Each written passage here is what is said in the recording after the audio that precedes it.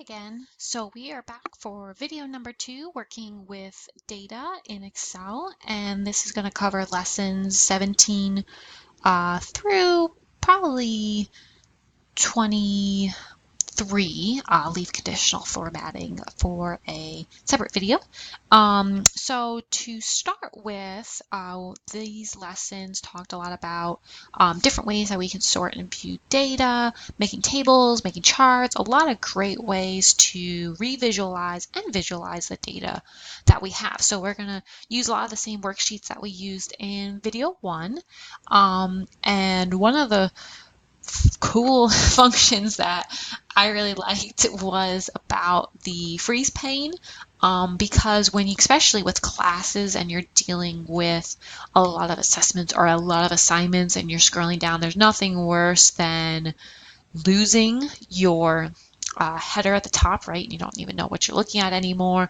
Or if you're scrolling this way, not being able to, and I'm going to make this window a little smaller, not being able to keep that. So right now the freeze pane is on.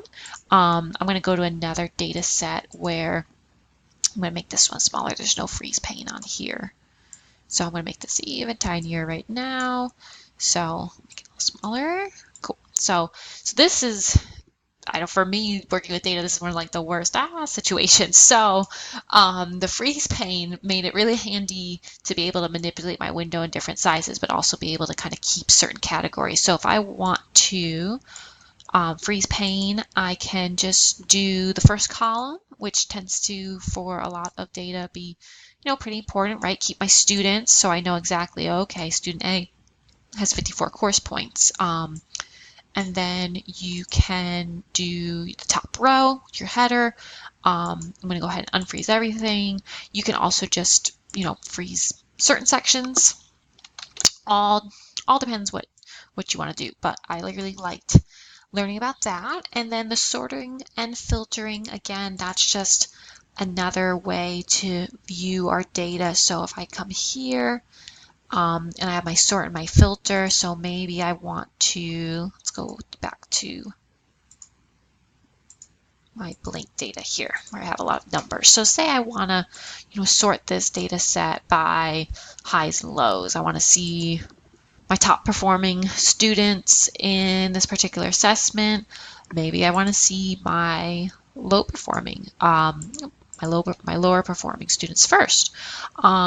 Maybe I just want to see my students alphabetically. So depending on how your cell is formatted, the sort and filter will adjust to the sort will adjust. And then the filtering is really handy. So I made another worksheet on a mock kind of course revision. So if I was working with different courses on the revision process and I was using Excel to input the data, how could I use some of these functions for this particular task as well, which is something I'm currently undertaking. So if I wanted to filter, say I just wanted to see my fall 2019. I was really concerned about where they're at.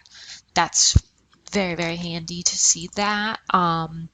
Maybe I just wanted to see, what kind of process type I'm dealing with, just revisions. I can pull up that. So filtering, when you have a lot of data, can really help identify some key data sets very, very quickly. And then I can just turn that off.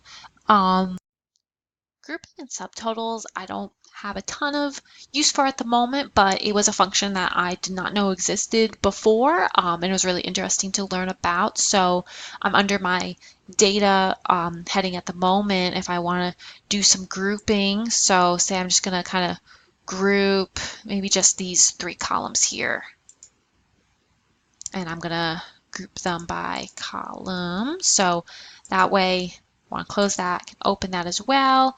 If I want to do some subtotaling, right, and just see what kind of comes up from there. So if I wanted to see, the different counts, this actually would be really handy to see kind of how many instructors have different courses going on, offerings going on. So that would be a useful use for my subtotal. And then I can change, different subtotals for so at each change instructor, maybe I want to do just the course instead. I can kind of see how that comes out as well. So different functions for there. And then getting into tables, tables and my charts.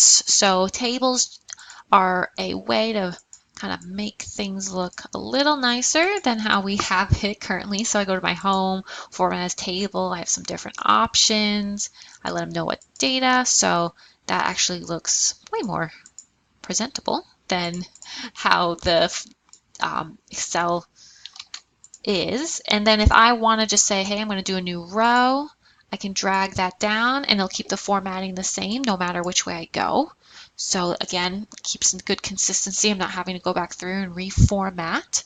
And then if I'm wanting to make a particular chart, so I'm going to go over to my overall course sheet and say that I just want to chart out this data with my class averages. So I'll highlight, go to insert, pick the particular chart I want. There's lots of different options. So maybe I just want to see it out visually as a bar chart. I can make my bar chart in all different styles.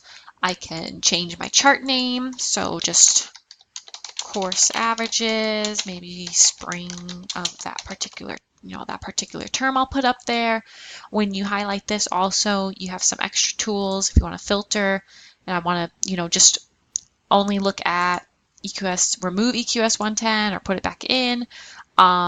That's another thing to do. And this just really makes a very visual presentation of your data. It's a quick way to make different charts of the information you're trying to present, whether it be to students, it be to coworkers, to other individuals who are trying to evaluate your data set.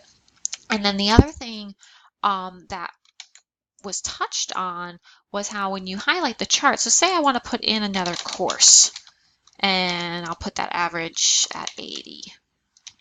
Well, it doesn't populate into the table, and instead of deleting the table and making it again, if you just highlight the table and you see the selection, okay, this is where the table, or I'm sorry, where the chart is grabbing the information from, I can just drag that row down and it'll put that new course right in there. So that was very handy to learn as well. And I think for this particular video, I'm going to end here and pick it up with my conditional formatting in video number 3.